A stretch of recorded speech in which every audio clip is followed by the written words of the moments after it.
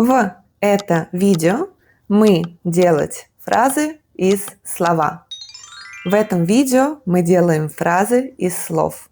И в результате у нас получится текст вот этого мема.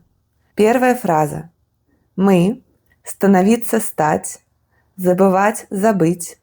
Зачем нужен ковер на стена?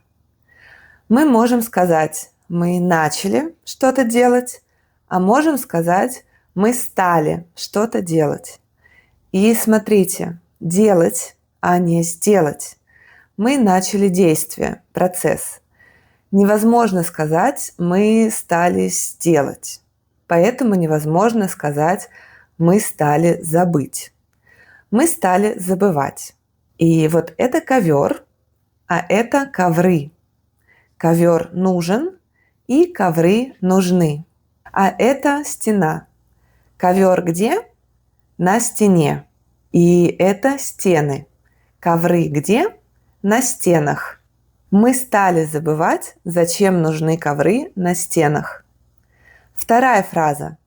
Привозить, привезти. Кот к бабушка. Я могу сказать, я часто привозила, и вчера я привезла. Я привезла. У действия есть результат, который актуален сейчас. Я привезла кого? Кота. И еще немного про разницу между привозить и привезти. Бабушка может сказать, вчера внучка привезла кота. Это значит, что сейчас кот еще у бабушки. А если она скажет, вчера внучка привозила кота, значит, кот уже уехал. Ко мне приехала мама, значит, мама еще у меня дома. Ко мне приезжала мама, значит, мама была у меня дома, но уже уехала к себе домой. Возвращаемся к коту. Куда я могу привезти или отвезти кота? Например, на дачу, в ветклинику, домой.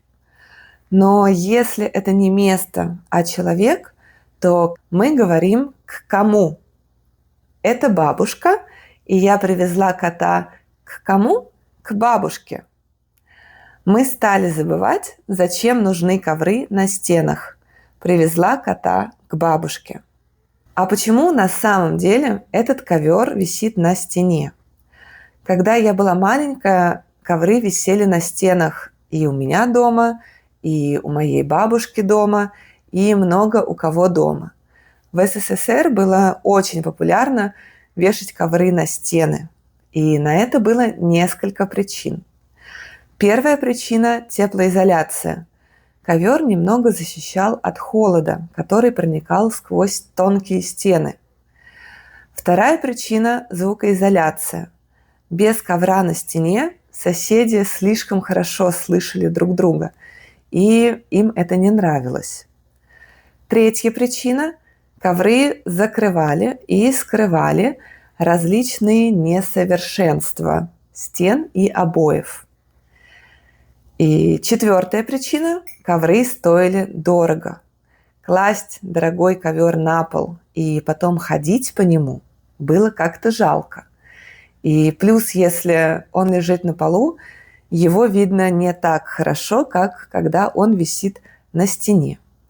И, кстати, говорят, что ковры на стенах снова в моде, и что ковер стал главным дизайнерским хитом 2026 года. Если вам интересно узнать побольше о коврах или о чем-нибудь еще, напишите в комментариях. Пока!